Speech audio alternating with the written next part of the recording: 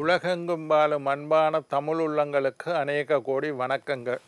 நல்ல நேரம் நிகழ்ச்சியூடாக நல்லதே நினைப்போம், நல்லதே நடக்கும், நலமாயிருப்போம். இன்றைய தினம் 27ஆம் தேதி 4ஆம் மாதம் 2025 ஞாயிற்றுக்கிழமை. விசுவாவசு வருடம் சித்திரை மாதம் 14ஆம் நாள். அமாவாசை திதி, அஸ்வினி நட்சத்திரம், சித்த யோகம், அமாவாசை விரதம் இருக்க வேண்டிய நாள். இன்றைய தினம் ராகு காலம் 4:30 மணி முதல் 6 மணி வரை. இன்றைய தினம் யமகண்டம் 12 மணி முதல் 1:30 மணி வரை. இன்றைய தினம் நல்ல நேரம் 9 மணி முதல் 10:30 மணி வரை. இன்றைய தினம் சந்திராஷ்டமம். உத்திரம் அஸ்த நட்சத்திரக்காரர்களுக்கு சந்திராஷ்டம தினம். என்ன நேர்களே, வாருங்கள் இனி இன்றைய தினத்திற்கான ராசி பலன்களை பார்க்கலாம். மேஷம் நட்பு, ரிஷபம் விருப்பம், மிதுனம் செலவு, கடகம் வெற்றி, சிம்மம் போட்டி, கன்னி அமைதி, துலாம் பயம், விருச்சிகம் புகழ், தனுசு கோபம், மகரம் ஆதரவு, கும்பம் வீம்பு, மீனம் நன்மை. ஆன்மீக தகவல் பகுதியில் தொடர்ந்து உங்களை சந்தித்து வருவதில் மட்டற்ற மகிழ்ச்சி அடைகின்றேன். ஒவ்வொரு நாளும் ஒவ்வொரு புதிய அற்புதமான ஆன்மீக தகவல்களை உங்களோட பகிர்ந்து கொண்டு இருக்கேன். அந்த வகையில் இன்றைய தினமும் சில நல்ல விஷயங்களை உங்களோட பகிர்ந்து கொள்ளலாம் என்று காத்திருக்கேன். எங்களுடைய நிகழ்ச்சிக்கு நீங்கள் தரக்கூடிய ஆதரவு என்னை மகிழ்ச்சி அடைய செய்கின்றது. சரி, இன்றைக்கு என்னத்தை பற்றி பார்க்க போகிறோம்னா, நாங்கள் தொடர்ந்து ராசி பலன் நிகழ்ச்சி பார்த்து கொண்டு இருக்கிறோம். பிறந்திருக்கக்கூடிய விசுவாவசு என்று சொல்லக்கூடிய தமிழ் சித்திரை புத்தாண்டு மேஷம் முதல் மீனம் வரையுள்ள 12 ராசியினருக்கும் எப்படி இருந்தது என்பதை நாங்கள் பார்த்து கொண்டிருந்தோம். ஒரு நாளைக்கு ஒரு ராசி, ஒரு நாள் மேஷம், அடுத்த நாள் ரிஷபம், அடுத்த நாள் மிதுனம் என்று 12 தினங்கள் தொடர்ச்சியாக மேஷம் முதல் மீனம் வரையுள்ள 12 ராசியினருக்கும் எப்படி இருந்தது என்றதை பார்க்க. இன்றைக்கு என்னத்தை பற்றி பார்க்க போகிறோம்னா, 12 ராசியினருக்கும் எத்தனை சதவீத நன்மைகள் ஏற்பட போகின்றது என்பதை பற்றி இன்றைக்கு பார்க்க போகிறோம். அது மட்டும் இல்லாமல் யாருக்கு 7.5 சனி, யாருக்கு அட்டமத்து சனி, யாருக்கு கண்டச்சனி, யாருக்கு அர்த்தாஷ்டம சனி, யாருக்கு அட்டமத்து குரு, யாருக்கு ராகு கேது சரியில்லை என்பதை பற்றி பொதுவாக பார்க்க போகிறோம். சரி, முதலாவது மேஷ ராசி அன்பர்கள். மேஷ ராசிக்காரர்களுக்கு 60% நன்மை ஏற்படும். இது எதுக்கு சொல்கிறேன்? இந்த விசுவாவசு வருடம் தமிழ் புத்தாண்டு, இந்த தமிழ் சித்திரை புத்தாண்டு 12 ராசியினருக்கும் எத்தனை சதவீதம் நன்மைகளை தரும் என்றதை பார்க்குறேன். இந்த விசுவாவசு தமிழ் சித்திரை புத்தாண்டு இந்த வருஷம் பூரா மேஷ ராசியினருக்கு 60% நன்மைகள், அப்போ 40% தீமை, 60% நன்மை ஏற்படும். ரிஷப ராசிக்காரர்கள், ரிஷப ராசி தான் டொப்பில், துலாமும் ரிஷபமும் தான் டொப்பில் இருக்கணும். ரிஷப ராசிக்காரர்களுக்கு 80% நன்மைகள் உருவாகும். இது ஒரு பஞ்சாங்க கணிப்பு, ஒரு பஞ்சாங்கத்தில் கணித்து சொல்லப்பட்ட விஷயம். இது மேஷ ராசிக்காரர்களுக்கு 60% நன்மை, 40 தீமை. ரிஷப ராசிக்காரர்களுக்கு 80% அதிகமான நன்மையை அனுபவிக்கக்கூடிய ராசிக்காரர்களில் ரிஷப ராசிக்காரர். எல்லாருக்கும் குரு, சனி, ராகு, கேது எல்லா கிரகமும் அவைக்கு சாதகமாக இருக்குது. ரிஷப ராசிக்காரர்களுக்கு 80% நன்மை. அப்போ 20 தான் தீமை, 80 நன்மை இருக்கிறதுனால ரிஷப ராசிக்காரர்கள் மகிழ்ச்சியாக காற்றுள்ள போதே தூற்றிக்கொள் என்ற மாதிரி காலம் நல்லா இருக்கிறதுனால புதிய முயற்சிகளை எல்லாம் செய்யுங்க. மிதுன ராசிக்காரர்களை பொறுத்தவரையில் 65% நன்மை. மிதுன ராசிக்காரர்களுக்கு இந்த விசுவாவசு வருடம், இது சனி பேச்சு குரு பேச்சு பலன் இல்லை, இந்த தமிழ் சித்திரை புத்தாண்டு 65% நன்மைகள் நடக்கும் மிதுன ராசிக்காரர். கடக ராசி அன்பர்கள், கடக ராசிக்காரர்களை பொறுத்தவரையில் இந்த விசுவாவசு வருடம் 60% நன்மைகளை நீங்கள் அனுபவிப்பீர்கள். ஏதோ கொஞ்சம் பரவாயில்லை, கடக ராசிக்காரருக்கு 60% நன்மை. சிம்ம ராசிக்காரர்களுக்கு 55% நன்மைகள்.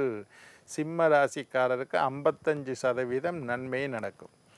கன்னி ராசிக்காரர்களுக்கு இந்த பிறந்திருக்கக்கூடிய விசுவாவசு வருடம் 65% நன்மைகளை தரும். 65% நல்லது கன்னி ராசிக்காரர்கள்.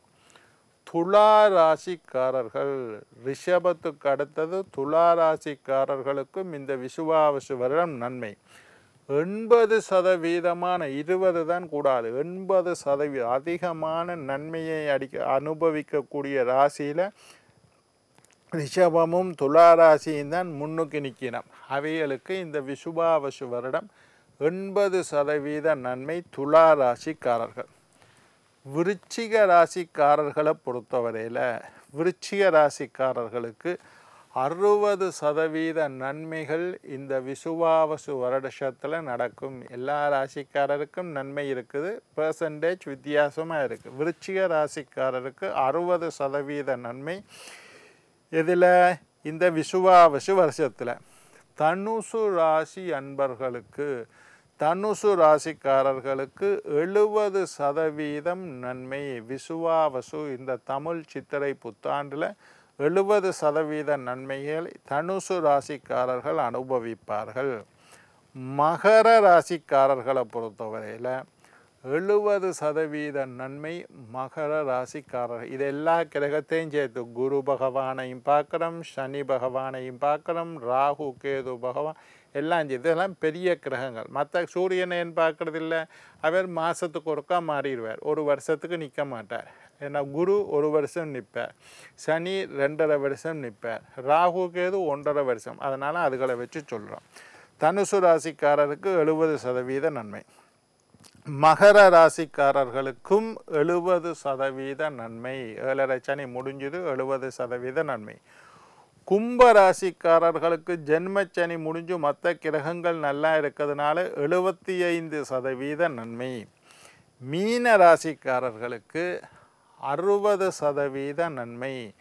மீன ராசிக்காரர்களுக்கு விசுவாவசு வருடம் ஜென்மச்சனி நிற்கிது, ஆனாலும் மற்ற கிரகங்கள் நிற்கிறதுனால 60% நன்மைகளை அனுபவிப்பார்கள். இன்னும் ஒருக்கா சொல்கிறேன்னு கேளுங்க. மேஷ ராசிக்காரர்கள் 60% நன்மை. ரிஷப ராசிக்காரர்கள் 80% நன்மை. மிதுன ராசிக்காரர்கள் 65% நன்மை. கடக ராசிக்காரர்கள் 60% நன்மை. சிம்ம ராசிக்காரர்கள் 55% நன்மை. கன்னி ராசிக்காரர்கள் 65% நன்மை. துலா ராசிக்காரர்கள் 80% நன்மை. விருச்சிக ராசிக்காரர்கள் 60% நன்மையை அனுபவிப்பார்கள். தனுசு ராசிக்காரர்கள் 70% நன்மையை அனுபவிப்பார்கள். மகர ராசிக்காரர்கள் 70% நன்மையை அனுபவிப்பார். கும்ப ராசிக்காரர்கள் 75%. மீன ராசிக்காரர்கள் 60% நன்மை. இது எல்லா கிரகங்களையும் பொறுத்து இந்த விசுவாவசு இந்த சித்திரையிலிருந்து அடுத்த சித்திரை இந்த தமிழ் புத்தாண்டில் எப்படி இருக்குன்னு பார்த்துருக்கோம். சரி, இப்போ இந்த தமிழ் புத்தாண்டில் இந்த விசுவாவசு வருஷம் பூரா யாருக்கு 7.5 சனி என்றால் கும்பராசி, மீனராசி, மேஷராசி. மேஷம், கும்பம், மீனம் இந்த 3 ராசிக்காரர்களுக்கும் இந்த விசுவாவசு வருஷத்தில் 7.5 சனி நடக்கிறது. இந்த விசுவாவசு வருஷம் பூரா 7.5 சனி உங்களுக்கு நடக்குது. யாருக்கு 7.5 சனி? மேஷ ராசிக்காரருக்கு 7.5 சனி தொடங்கிட்டுது. கும்பராசிக்காரருக்கு 7.5 சனி, மீன ராசிக்காரர்களுக்கு ஜென்மச்சனி. இந்த 3 ராசி மேஷம், மீனம், கும்பம் இந்த 3 ராசிக்காரர்களும் விசுவாவசு வருஷத்தில் 7.5 சனி நடக்குது. அப்போ நீங்கள் என்ன செய்யணும்? 7.5 சனிக்குண்டான பரிகாரத்தை இந்த வருஷம் பூரா சொல்லணும். இந்த வருஷம் பிறந்த பலன்ன்றதுனால இந்த வருஷத்துக்குண்டானதை சொல்லுறேன். சிம்ம ராசிக்காரர்களுக்கு அஷ்டம சனி, சனீஸ்வரன் தீமை 6 ராசிக்காரருக்கு காட்டும். நான் சொல்லியிருக்கேன் 6 ராசிக்கு நல்லது, 6 ராசிக்கு கூடாது சனி பெயர்ச்சி எப்பவுமே. இதில் அடுத்தது 7.5 சனி 3 ராசிக்குண்டா சிம்ம ராசிக்காரருக்கு அட்டமத்து சனி நடக்கின்றது. சனீஸ்வரன் 8வது வீட்டில் நின்று அட்டமத்து சனி. அட்டமத்து சனி நடந்தால் என்ன செய்யணும்? நீங்களும் சனிக்கிழமை விரதம் இருந்து சனீஸ்வர வழிபாடு செய்ய வேண்டும். அட்டமத்து சனி சிம்ம ராசிக்காரர்.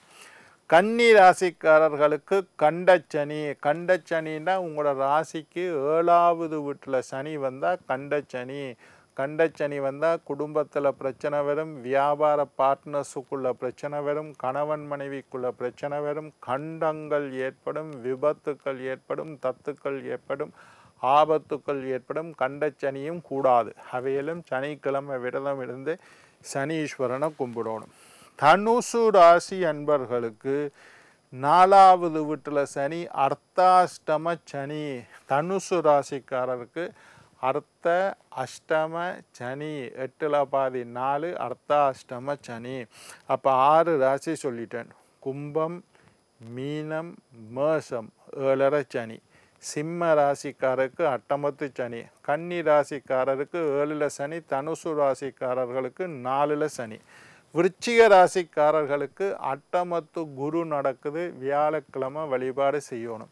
என்ன நேர்களே, நாளை மற்றொரு நிகழ்ச்சியில் சந்திக்கும் வரை உங்களிடம் விடைபெறுவது உங்கள் ஜோதிட சித்தர் டாக்டர் ராஜராஜ குருக்கள்.